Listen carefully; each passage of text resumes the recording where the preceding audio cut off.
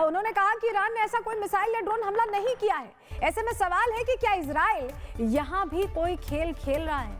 ये सवाल इसलिए उठ रहा है क्योंकि चर्चा आम हो गई है कि इसको लेकर बयानबाजी हो रही है। जो ग्रेटर इजराइल वाला प्लान है वो क्या एक्टिव हो चुका है, ये सवाल बना हुआ है। और आपको बताएं कि इसको लेकर रिएक्शंस भी आ रहे हैं, ग्रेटर इजराइल का जिक्र भी आ रहा है, आप खुद सुनिए।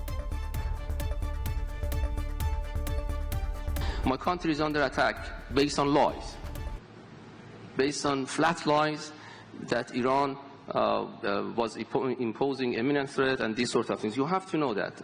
Why they started this. If you ask me why they started this, it is because of the power politics and because of the greater Israel and because of the Prime Minister of the regime of Israel, that they would like to seek greater Israel and they think that is a once a century opportunity for them. तो Iran के विदेश मंत्री को आपने सुन लिया, उनका कहना है कि ग्रेटर इजराइल प्लान इजराइल का एक्टिव हो गया है। लेकिन ये ग्रेटर इजराइल क्या चीज है, क्या ये एग्जिस्ट करता है, इतिहास में क्या है? चलिए जानकारी आपके सामने ग्राफिक्स के जरिए रखते हैं। ये जो आप पूरे देशों का झुंड देख रहे हैं, दरअसल इजराइल को लेकर कहा गया है कि ये जो देश हुआ करते थे, यानी नील नदी तक कहा जाता है कि इजराइल था। ये कहा गया मिस्र को लेकर, फिलिस्तीन, सीरिया, लेबनान, फरात नदी, जॉर्डन, इराक और सऊदी अरब को लेकर कुछ हिस्से मिलाकर ग्रेटर इजराइल का सपना साकार हो सकता है। और इसी का जिक्र आप अभी उप विदेश मंत्री जो ईरान के हैं उनको करते सुन रहे थे। आपको बताएं कि इसमें ये एक ऐसा इलाका है, ये एक ऐसा इलाका है जो आपको बताएं कि इसमें फिलिस्तीन, लेबनान, जॉर्डन, आधा सीरिया, 2/3 इराक मिला ले, मदीना समेत सऊदी अरब का 1/3 हिस्सा होता है, मिस्र का आधा सिनाई शामिल है। ज़ायनिस्ट जो यहूदी होते थे, ये एक प्रॉमिस्ड लैंड है, उनका ये मानना है।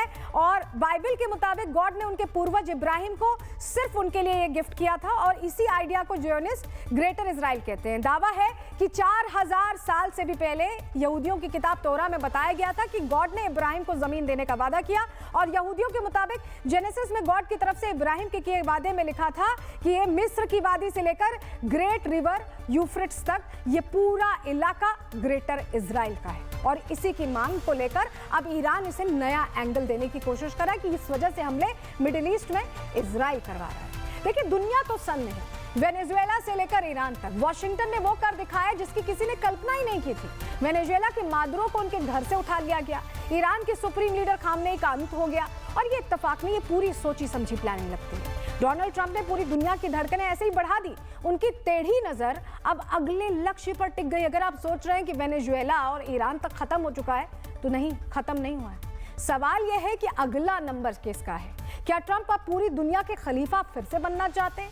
ट्रंप ने अपने फैसलों से पूरी दुनिया भर को चौंका दिया है, जिसका नतीजा पूरी दुनिया देख भी रही है। अमेरिका हर हाल में ईरान में रिजीम चेंज चाहता है, वहीं खामनेई को मारकर भी उनका ये सपना पूरा तो नहीं हो पाया। यही वजह है कि अमेरिका और इजराइल अब भी ईरान पर मिसाइलों से बम बरसा रहे हैं।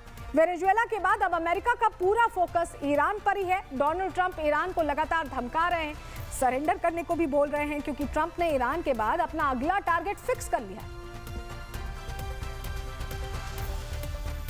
देखिए, अब सवाल है कि ईरान के बाद डोनाल्ड ट्रंप का अगला टारगेट कौन होगा? यही सवाल आपके मन में चल रहा होगा। वेनेजुएला में मादुरो को अरेस्ट किया गया, ईरान में खामनेई को मारा गया। अब किस देश की बारी है जिस पर अमेरिका की टेढ़ी नजर है? इसका जवाब खुद डोनाल्ड ट्रंप ने दिया है, सुनिए। What's happening with Cuba is amazing, and we think that we want to finish this one first, but that will be just a question of time before you and a lot of unbelievable people are going to be going back to Cuba. अमेरिकी राष्ट्रपति Donald Trump ने अपने अगले target का hint तो दे दिया, लेकिन उन्होंने जंग को लेकर क्या कुछ और संकेत दिए हैं, आपको ग्राफिक्स के जरिए पूरी जानकारी यहां दे देते हैं। देखिए, अमेरिका ईरान युद्ध खत्म होता नहीं दिख रहा है, ये तो हम देख ही रहे हैं। इसी बीच डोनाल्ड ट्रंप ने नया इशारा दिया। ट्रंप ने कहा है कि अगला फोकस क्यूबा पर हो सकता है। ट्रंप कह रहे हैं कि पहले ईरान की जंग जो है वो खत्म करनी है और उसके बाद क्यूबा पर ध्यान दिया जाएगा। ट्रंप ने विदेश मंत्री मार्को रूबियो की तारीफ भी की। उन्होंने कहा कि आप क्यूबा पर अच्छा काम कर रहे हैं। मार्को रूबियो को लेकर इन्होंने ये कहा, क्यूबा पहले से अमेरिकी ऊर्जा ब्लॉकेट झेल रहा है। 9 जनवरी से क्यूबा में तेल आयात लगभग बंद है। इससे देश में ईंधन संकट तो गहरा ही गया है, कई फ्लाइट्स भी कम करनी पड़ी है। ट्रंप का दावा है कि क्यूबा अमेरिका से डील चाहता है। उन्होंने कहा कि क्यूबा बातचीत के लिए बेताब है। ट्रंप रूबियो क्यूबा को लेकर पहले बैठक कर चुके हैं और क्यूबा की कम्युनिस्ट सरकार बदलने की बात भी कर चुके हैं। ईरान पर हमलों के बाद अब क्यूबा में भी डर बढ़ गया है कि कहीं उन्हें अगला टारगेट ना बना लिया जाए। अपने अगले मिशन पर जाने के लिए ट्रंप ने ईरान पर हमले तेज कर दिए। तेहरान की आपको जरा दो तस्वीरें दिखाते हैं कैसे तेहरान धधक रहा है। आपके सामने तस्वीर के जरिए पूरी कहानी कहते हैं। देखिए, अमेरिका और इजराइल लगातार 7वें दिन भी ईरान के शहरों पर बारूद बरसा रहे हैं और ये जो तस्वीर हम आपको दिखा रहे हैं ये बिल्कुल ताज़ा तस्वीरें हैं जो तेहरान की सामने आई है। राजधानी तेहरान किस तरह से धधक रही है इन हमलों में, आपको तस्वीर के जरिए हम दिखा रहे हैं।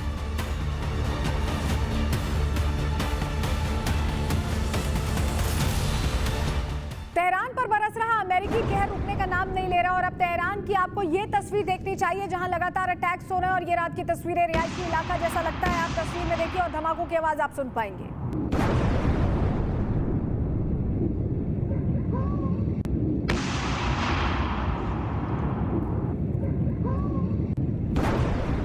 वहीं अमेरिका इजराइल सिर्फ ईरान ही नहीं बल्कि उनके प्रॉक्सीज को भी खत्म करने में लगे हैं। लेबनान में हिजबुल्लाह के ठिकानों पर जमकर बमबारी हुई है।